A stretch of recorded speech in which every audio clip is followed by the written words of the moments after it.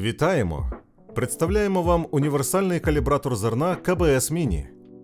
Надійне та ефективне рішення для очищення і сортування зернових, зернобобових, олійних і кормових культур, а також інших сипучих матеріалів у домашніх умовах. Агрегат призначений для видалення сміття, домішок і пилу, а також для поділу зерна на фракції за розміром і вагою. У цьому відео показано роботу КБС Міні на прикладі очищення соняшникового насіння. Зерно засипається в накопичувальний бункер, а подача сировини регулюється за допомогою шиберної заслінки.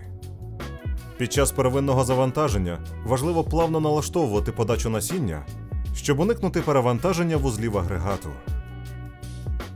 Оптимально підібрана потужність вентилятора забезпечує ефективне видалення пилу та легких домішок, що дозволяє отримати високоякісний кінцевий продукт.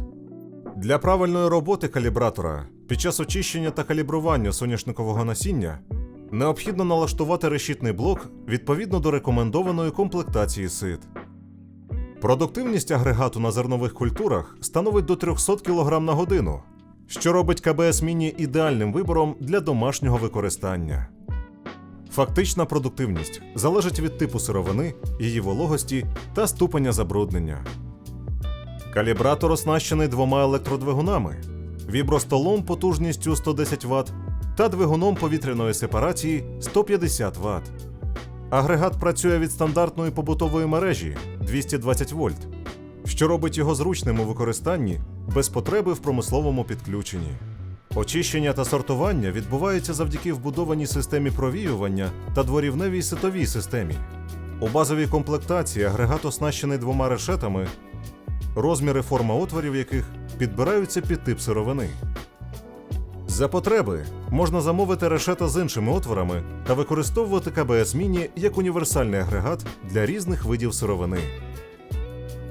Більше інформації та можливість придбати калібратор ви знайдете за посиланням у описі до цього відео.